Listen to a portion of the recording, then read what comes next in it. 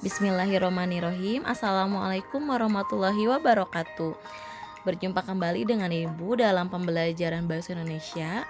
Nah, sekarang kita akan membahas mengenai struktur dan kaidah teks ulasan.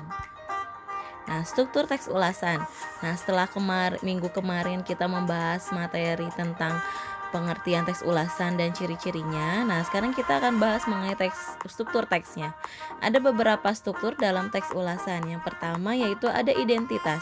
Dalam identitas ulasan mencakup yaitu ada judul, pengarang, penerbit, tahun terbit, tebal halaman, dan lain-lain.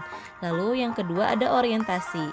Orientasi merupakan bagian yang biasanya terletak di paragraf pertama, yakni penjelasan tentang kelebihan buku seperti penghargaan yang pernah didapatkan oleh buku yang diresensi atau yang diulas. Selanjutnya ada yang ketiga yaitu sinopsis. Sinopsis yaitu berupa ringkasan yang menggambarkan pemahaman penulis terhadap isi novel.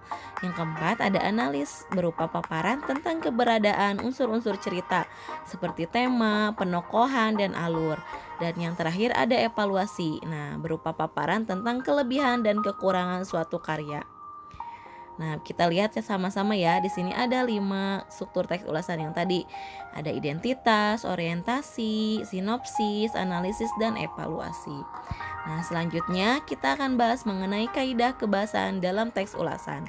Ada beberapa kaidah kebahasaan yang perlu kita perhatikan. Yang pertama, banyak menggunakan konjungsi penerang. Contohnya seperti bahwa, yakni, yaitu. Nah, kita ambil salah satu contoh ya. Misalnya, Hasan merasa bahwa semua itu terjadi karena perbuatan Anwar. Ia menaruh dendam kepada Anwar dan berniat membunuhnya. Berarti yang menggunakan konjungsi penerangnya ada kata apa? Ada kata bahwa di sini ya. Lalu yang keduanya nih, novel ini banyak memberikan pelajaran pada pembacanya antara lain bahwa kita harus pandai bergaul dengan orang lain. Nah, jelas ya. Yang menggunakan kata konjungsi penerangnya yaitu ada kata bahwa. Selanjutnya, nah di sini ada juga menggunakan konjungsi temporal. Contohnya seperti sejak, semenjak, kemudian, dan akhirnya. Kita ambil salah satu contoh. Sejak saat itulah pemahaman Hasan tentang agama mulai berubah. Nah, berarti otomatis yang menggunakan kata konjungsi temporalnya apa? Ada kata apa? Ada kata sejak. Nah, terus lalu juga ada kemudian ia mencari Anwar. Nah, konjungsi temporalnya juga yaitu ada kata kemudian. Selanjutnya, nih yang ketiga, banyak menggunakan konjungsi penyebab seperti karena dan sebab. Contohnya nih, akan tetapi karena Rusli juga pandai bicara, kemudian dialah yang berbalik mempengaruhi Hasan. Nah, jadi katanya itu ada kata akan tetapi. Nah, itu merupakan contoh dari konjungsi penyebab.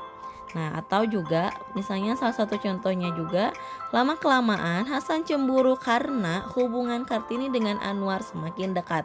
Nah, kata konjungsi penyebabnya ada kata apa? Ada kata karena mengandung kata sebab akibat.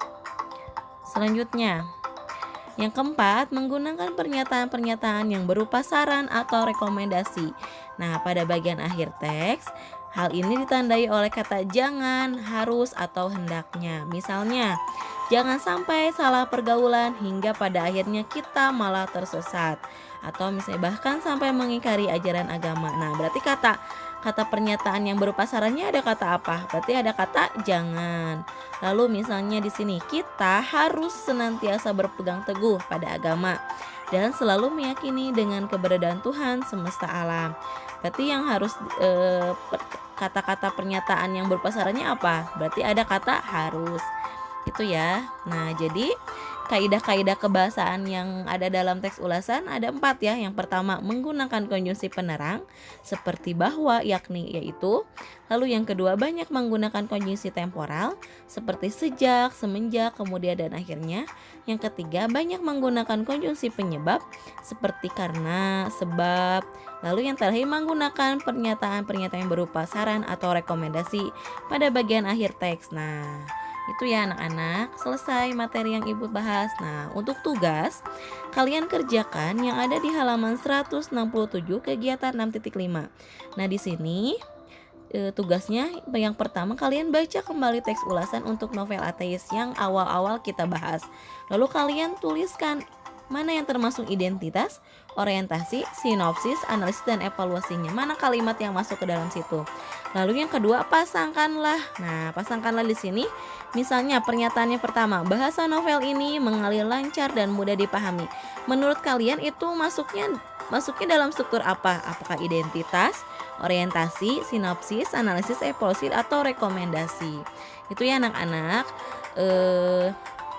Seperti biasa materinya kalian silakan tulis di buku dan kalian kerjakan tugas latihannya. Terima kasih, tetap jaga kesehatan. Wassalamualaikum warahmatullahi wabarakatuh.